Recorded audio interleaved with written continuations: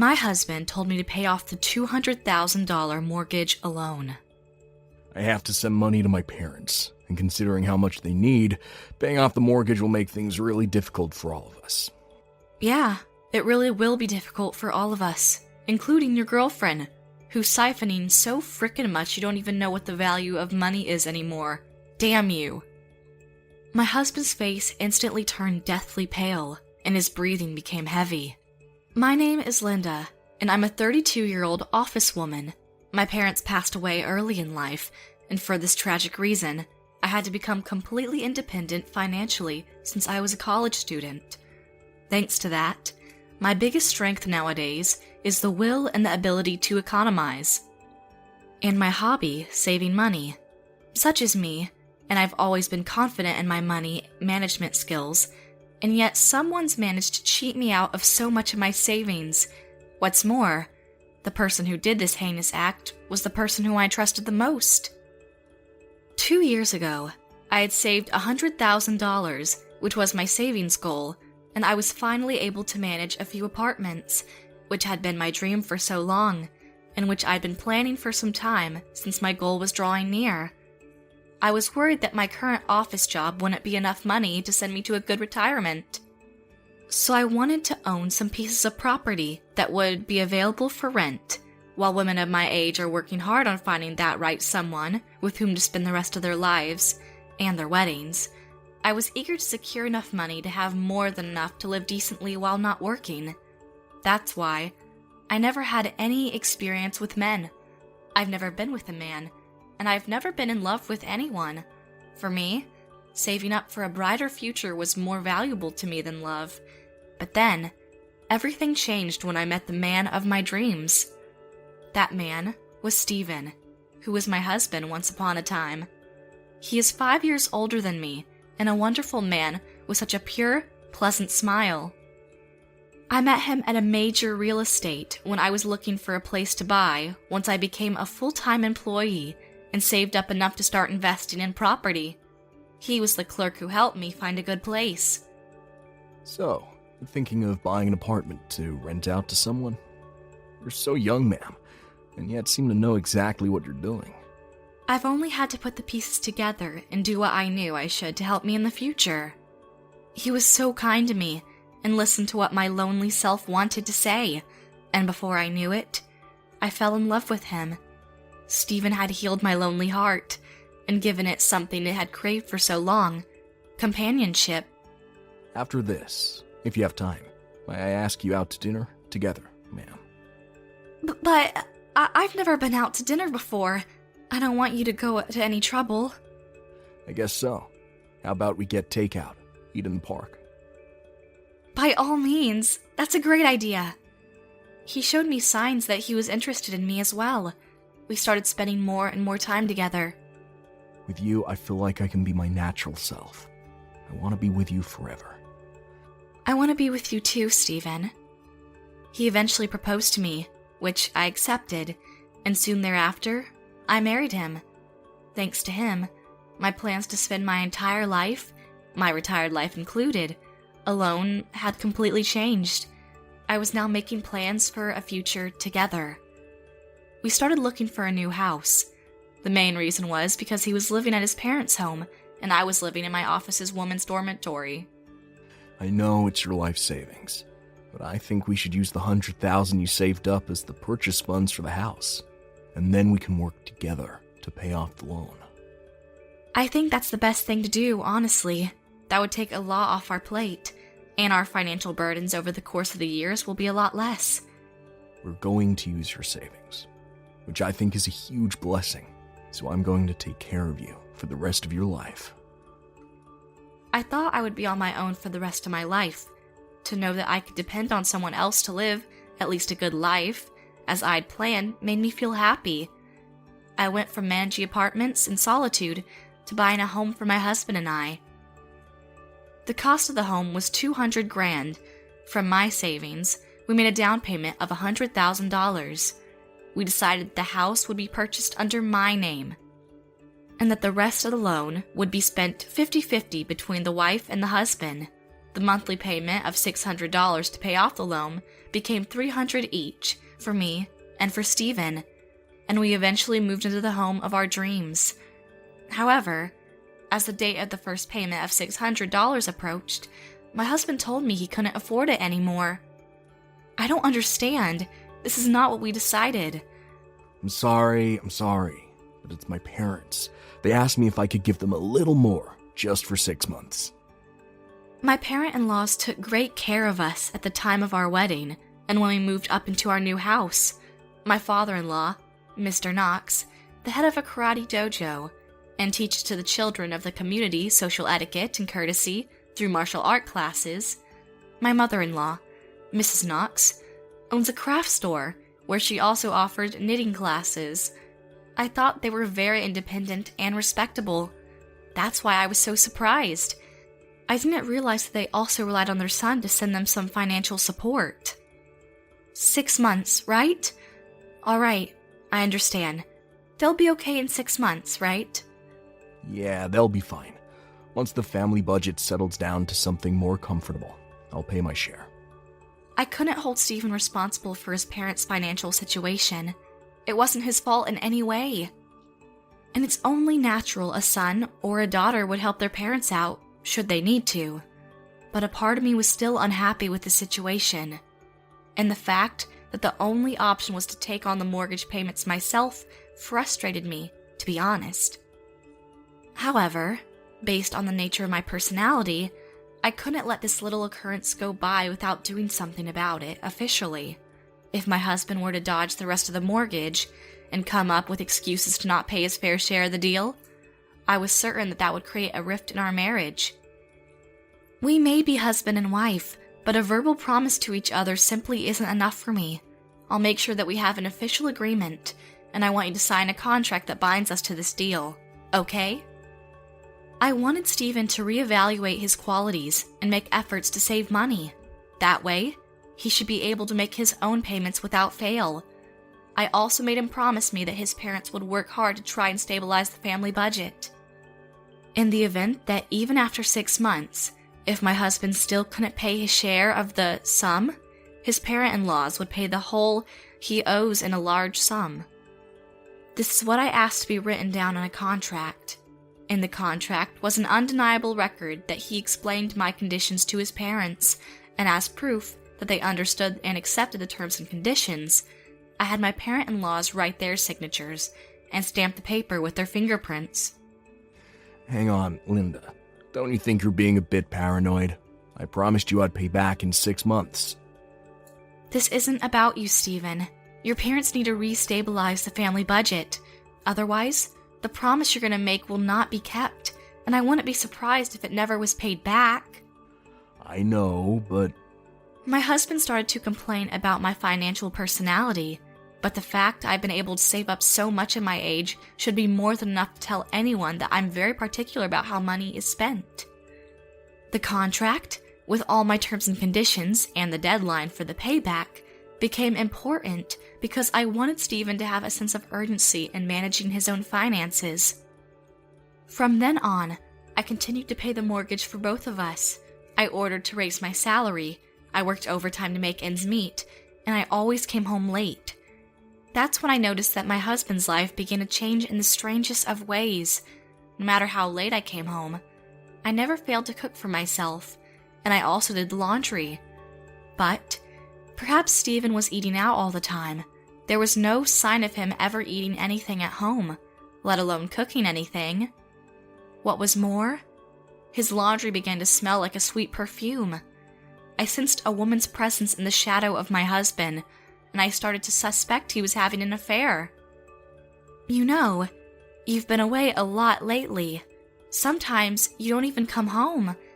I know this is going to sound crazy, but you're not, having an affair, are you? No, of course not. You've always been the only woman for me, Linda. I'm also just trying to do my job to take some of the burden off your shoulders. I go to cabarets because some of my clients do work in those, but I only ever go once in a blue moon. That's what he told me, but something just didn't seem right. And then 6 months came and went. I tried to get him to pay his share of the mortgage. Why wasn't I surprised he wanted me to extend the deadline by another 6 months? Are you kidding me? No, you promised. And we had a contract. I saved my money just like I said I would, but I still have to send some to my parents. There's nothing I can really do about it. I don't have a choice. Well then, I'll talk to your parents. I'll explain to them that they'll have to manage on their own now. No. You wouldn't understand a child's desire to help his or her parents out. I know they feel so sorry about this situation. You don't want to tell them anything, you'll only hurt their feelings. As we were arguing, the doorbell rang. Speak of the devils themselves. My parent-in-laws were at the door. What's going on here? We can hear your loud voices from even outside the house. Oh my God, Linda, my darling. You're crying. What's wrong? Listen to me, Mrs. Knox. Linda, you shut up and let me handle this. It's nothing, guys. We had a fight is all. We have a few things to talk about right now. That's why you have to go home today. Stephen frantically rushed to turn his parents away from the house, but being the wise, kind people they are, both of my parent-in-law saw something wrong with us. Instead of leaving immediately, they climbed into the house and went into the living room straight away. Come here and sit down, both of you. Stephen, my boy, what was all that about you sending money to your parents? Seems to me that whatever it was you were fighting about had something to do with us. I think so too. I heard the words parents loud and clear, and we became worried we were causing something bad between you two. We were just on our way home from shopping, and we thought we would pay you a visit. But then we noticed Linda acting strange, and I don't think we feel inclined to leave until we understand the real reason why you two were fighting. My husband turned into all colors of the rainbow, from blue to red to green to white. He stayed white for quite a while, obviously, a sign that he was panicking about something. He was definitely not behaving properly. At the insistence of my parent-in-laws, I told them that because of my husband's reminiscence to them, I was the only one who was paying the mortgage. When they listened to everything I had to say, Mr. Knox turned to his son and said, What does your wife mean when she says you were sending us money? When did you ever do that? Honey, why are you being such a jerk? You were having a hard time getting your mortgage payments up front, and when you came to us for some help, we gave it to you. Wait, hold on. Stephen, you were getting money from your parents? It came to my attention that not only was my husband not sending his parents any money, but he was receiving money from them so he could quote-unquote pay the mortgage. All eyes turned to my husband, who looked like he was about to shit himself. No, this is... well... Stephen was visibly and audibly disturbed. His voice sounded like a bicycle chain that hadn't been oiled in 5 years. In the middle of all this, his cell phone, which he'd left on the table in front of us, rang. Someone was calling him. I saw his face tense up, and I knew it was time I questioned him about all the doubts I had about his infidelity. Are you sure you're not having an affair? Who's on the other end of this phone call? Don't be frickin' ridiculous. That's just a coworker of mine. He reached for his cell phone on the table, but Mr. Knox caught my husband's hand. Now wait just a minute, boy. So it's really not a woman, is it? That's a man that's calling you. 100%. My father-in-law held a firm grip on Stephen's wrist, and since he is a martial arts sensei, Stephen couldn't break free all that easily. My husband turned even paler than I thought was humanly possible. At this point, he looked like a fully sentient snowman. On the screen of this ringing cell phone was the name Dear Gina. Dear Gina? Now that's suspicious. Winnie dear, put that phone on speaker, if you please. Your wish is my command, my lord. Mr. Knox, who noticed something amiss with his son, as though he was hiding something important, instructed his wife to answer the phone and put it on speaker. And then things escalated quickly from there. Immediately after Mrs. Knox did what her husband asked her to do, the suspected woman whose name was Gina, the same woman whom my husband was having an affair with, cheerfully blared her voice. Finally, I get a hold of you. Where are you right now? What are you doing? I'm just at home, Miss Vine. how do you do on this fine day? What's with that tone of voice, darling? I know you're joking, like you always do when we're together. But this one's just creepy. So, you're home right now, which obviously means that fat bitch of a wife of yours is nearby, huh? You're such a naughty man, Stephen, darling. But that's what I like about you. Gets my motor running. Leave that hag alone, and come over and see me this minute, Mr. Cutie Pie. Yeah. Yes. So from what I could understand, this obvious bitch by the name of Gina Vine thought that her lover's wife, was in the next room, which was why he was giving these one-worded, polite responses. Perhaps that made her even more excited, because what came next made her sound even more provocative in her speech. Perhaps provocative is too mild a word. I'm positive horny is a more exact match. Hey, don't you want me? I want you to make passionate love to me, just like you did last night. My mother-in-law couldn't take it anymore and snatched my husband's phone away from him. You little parasite, you knew he was married, and yet you were willing to do the unspeakable with him? Don't you feel any shame? Who the hell are you? Stephen, darling, what's going on over there? My mother-in-law never answered either of those questions and immediately hung up the phone. She then proceeded to stare at her son. No, it's not what you think. It's just some girl I met when my colleagues dragged my ass to a cabaret. It's not like I'm cheating on Linda or anything, honest. After all this time, and even during this moment of complete hopelessness, I couldn't help but slap my husband for making such a stupid excuse. You're such an asshole! That you were sending money to your parents? That the money became even more demanding? It was all a lie! The truth was that it was just hard work for you to waste your gold coins for another bitch! I'd never gotten angry in front of my husband before, and in that moment, I was beyond angry. I was downright furious. Stephen looked like a skeleton by that point. His skin the color of the Walking Dead, his eyes ready to pop out of their sockets, his limbs and his lips trembling. And what about the contract? Was it really signed by your parents? You lied to me! No, that was, Linda, dear, what do you mean by contract? I had Stephen sign a contract of my own concoction, Mrs. Knox. The contents of this contract consisted of the pledge that he would repay me his half of the mortgage in a lump sum when 6 months passed. In the event he couldn't pay it, the contract also stated that I would personally ask my parent-in-laws to pay it. I was under the impression that Stephen had told you everything about it, and that you agreed to the terms and conditions, signed, and stamped your fingerprints. I was sure you did everything. I showed them the agreement. They both agreed that the fingerprints on the document were indeed matched to their actual fingerprints, and they were shocked. Mr. Knox went on to interrogate Stephen. The fact that his voice was ridiculously quiet made it so unsettling. What's the meaning of all this, son? I never heard any of this stuff from you, and yet our actual fingerprints are on this contract. My speechless, hesitating husband finally decided to open his mouth.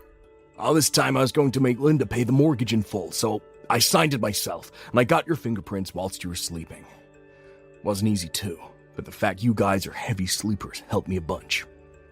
So that's why my finger was red when I woke up a few months back. What the hell were you thinking? And then, I heard a powerful slap on my husband's cheek that sent echoes across the living room. It was much more forceful than my own slap. The sound was so raw the sheer force of the slap could have knocked out John Cena. It was from my mother-in-law. You're absolutely pathetic. Oh, my dear Linda, I'm so sorry. I'm so sorry. My mother-in-law was crying and was apologizing to me in such a heart-wrenching way. I felt tears welling up in my own eyes, too. The money my son was supposed to pay, we'll pay it in full. Oh, Mrs. Knox. My in-laws were fooled just as badly as I was, if not more. I felt so sorry for them. Linda, what my son did is beyond anything forgivable. Mark my words, I'll make him pay for his ridiculous mistakes. And then, he turned to the now sobbing Stephen and said, Now, Stephen, you're really lucky. I'm a martial arts master. And for that very reason, I'm not going to beat you like your mother did. But from now on, I'm going to take you to the family dojo, and I'm going to give you lessons you'll never, ever forget. And that's how my husband was dragged by his father back to his parents' home. I later demanded alimony from him and from the woman whom he'd been having an affair with. The identity of this woman was quickly ascertained when Mr. Knox further investigated Stephen. Gina Vine, aka Dear Gina, was a female employee who worked at the same company as my husband. That day, Stephen had a very hard training session, some lessons he'd never, ever forget, at the dojo. And from what I heard from Mr. Knox himself, he couldn't recover until after a few days. I finished the paperwork to sell the property soon thereafter, and told Stephen to hurry up and move his stuff out of the house. He didn't think I'd go that far, and he was terribly shocked. You sold the house? Oh my god, there's no freaking way! Now where am I gonna go back to? What made you think you were ever going back to that house? We're getting a divorce now, so if you want to say something to me, you'll have to go through my lawyer. Don't ever contact me again. That's all I did, and then I cut all ties with my husband. My parent-in-laws personally promised me that they would take responsibility for being so soft on him before, and that they were going to make Stephen himself pay all alimony he owed me. After the alimony was paid off, the plan was that they were going to kick him out of their house. In the meantime, Stephen had to go to his father's dojo and receive a special martial arts course to reestablish a basic sense of integrity. The hard training he endures every day will surely make him understand the severity of his crimes, and hopefully, it will give him a better heart. As for the sale of the house, although he didn't get all the money back, we did sell for $150,000, and I used a big portion of the money to pay off the remaining $100,000 in mortgage. The remaining $50,000 was my ex-husband's responsibility to pay, but my parent-in-laws took that over and paid it for me. In the end, there was no gain or loss in my savings, and I was satisfied. And my life was back to square one. Betrayed by a man I trusted left me depressed and broken at first. But then, I thought about it more and more rationally, and then I realized I'm also not a good judge of men. I could have noticed Stephen's ill intentions long before the situation escalated to the scale it did. And I became convinced I was the main cause why this ever happened in the first place. I don't think I'll have to get married for a while, but I also realized that I need to gain some experience in love. For now, though, I'm going to focus all my energy on my job, which is going pretty well, by the way, and I'm going to work hard, keep moving forward in life, and live the best one I could ever ask for.